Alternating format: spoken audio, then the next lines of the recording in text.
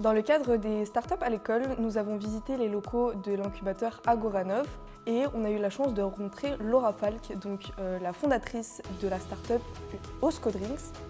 Laura Falk nous a raconté donc, son parcours et nous a partagé son envie de se déployer à l'international. On l'a aidée dans ce projet et elle nous a donc donné plusieurs zones géographiques à étudier. Donc dans mon cas, ça a été Hong Kong. Et moi, la Norvège. Donc après plusieurs mois de travail, on a enfin pu montrer à Laura Falk tout ce qu'on a réalisé et donc montrer selon notre région si donc ce projet était faisable ou non. Honnêtement, c'était assez stressant parce qu'il y avait toute la classe et c'est quand même Laura Falk, c'est pas n'importe qui. Donc forcément, j'étais intimidé, mais voilà, on a réussi à mettre notre stress de côté pour pouvoir nous lancer dans le grand bain et ça s'est très bien passé. Contrairement à celui-ci qui exposait la répartition selon les lenders, donc les régions, celui-là montre plutôt par ville et donc comme on peut le voir directement, 17 de nos prospects se situent à Berlin.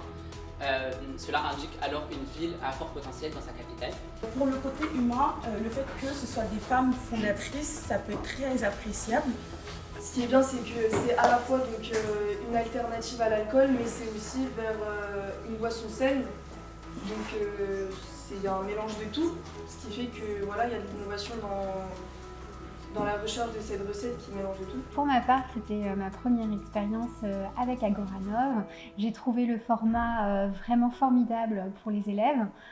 Voilà, le fait de pouvoir avoir une porte d'entrée vers le monde de l'entreprise, de pouvoir faire des choses vraiment pratiques et concrètes et d'appliquer ce que l'on a vu en classe. En effet, c'était vraiment notre objectif principal, c'est-à-dire démontrer à nos élèves de BTS Commerce International qu'on peut mettre en application de façon donc pratique les enseignements théoriques qui sont vus en classe. Et au-delà des connaissances théoriques, il y avait tout un aspect humain également.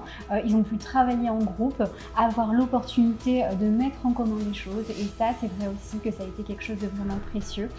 Donc à nouveau, on remercie Madame Falk pour sa coopération et son implication dans le projet.